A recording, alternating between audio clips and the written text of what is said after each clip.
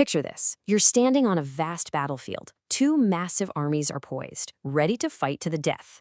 You are the greatest warrior of your time, and victory rests on your shoulders. But then, as you look across to the other side, your hands start to tremble. Your legendary bow slips from your grasp. You're just completely overcome. Not with fear, but with this profound, soul-crushing sorrow. And that's exactly where we find our hero, Arjuna, in a crisis of the heart that has echoed for thousands of years.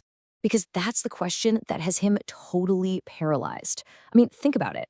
What is the point of winning if the very people you're supposed to be fighting for, the people you love, are the ones you have to kill to win? It's the ultimate catch-22. And to really get the depth of his despair, we need to walk through his argument step by agonizing step. So Arjuna turns to his charioteer, his guide, Krishna, and he starts by questioning the whole prize, the entire reason for this war. He's looking at the promise of a kingdom, of power, of wealth, everything he's supposed to want as a warrior, and he's saying, what is this even for? It just feels completely empty. He lays out this deep sense of disillusionment in the 32nd verse of the first chapter. Kim no rajyena govinda, kim bhogair jivatena va, yesham arthe kangshitam no rajyam bhoga sukhani cha. So what's he really saying here? He's asking Krishna, Govinda, what good is a kingdom to me? What use are all these pleasures, or even life itself? And here's the kicker. He says that all these things are only worth having if you can share them with the people you love. But if those same people are standing on the other side of the battlefield, ready to kill you, well, the whole prize becomes worthless. It's a victory that just tastes like ash. And you have to understand, this isn't some abstract philosophical idea for Arjuna. No, this is deeply, gut-wrenchingly personal.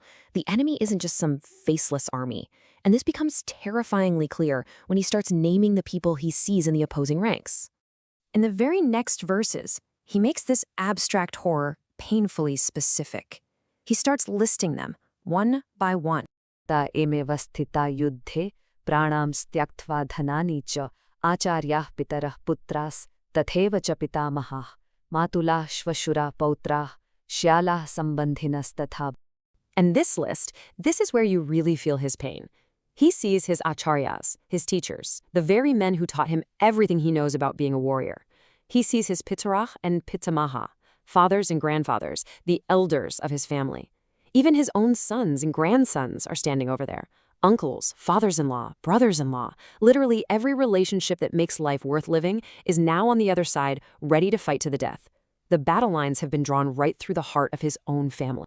So, when he's faced with this impossible choice, Arjuna's mind is made up.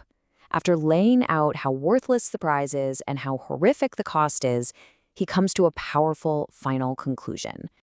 He delivers this unshakable resolution in the very next verses, speaking directly to Krishna. Eta nahantumichhami ghanatopi madhusudana apitre lokya rajyasya heto kim no mahi krite nihatyadharta rashtranaha ka pritishyad janardana. And this line right here, this is the core of it. I do not wish to kill them even if they kill me. Just let that sink in for a second.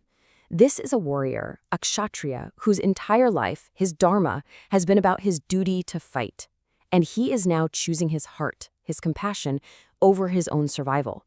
He would rather die than commit this act of violence against his family. And he really spells out the stakes. He's not just saying he won't fight for this little kingdom, for this piece of earth. Oh no.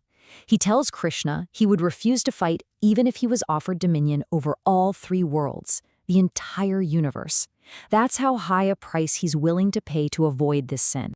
He ends with this final, heartbreaking question. And let's be honest, it's not really a question, is it? It's a statement. For Arjuna, the answer is crystal clear. Nothing. There is no pleasure, no glory, no satisfaction that could possibly come from killing your own family. His decision is made. He will not fight. So why are we still talking about this ancient story from a battlefield thousands of years later? Well, it's because Arjuna's crisis isn't just about a war between two families.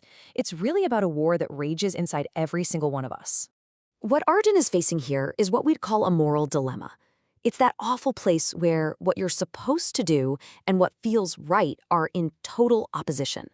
For him, it's a clash of duties, a clash of dharmas.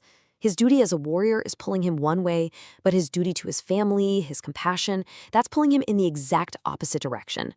We might not face literal armies, but we all face moments like this, where our obligations are at war with our values. And that really brings us to the final thought I want to leave you with. Arjuna's battlefield is huge, yeah? But the real war is happening inside his heart. So the question for all of us to reflect on is this. When have you stood at a crossroads, caught between your duty and your heart? What does it really mean to win? And what are you willing to lose? Now, Arjuna has laid down his weapons. But believe me, his journey to find an answer is only just beginning. The conversation that he has with Krishna from this point on, well, it becomes one of the most important philosophical texts in all of human history. And we would love for you to be a part of that ongoing exploration with us. If this breakdown helped you understand this really powerful moment, go ahead and hit that like button, share it with someone you think would appreciate it, and of course, subscribe for more deep dives into these timeless ideas. Thanks so much for joining me.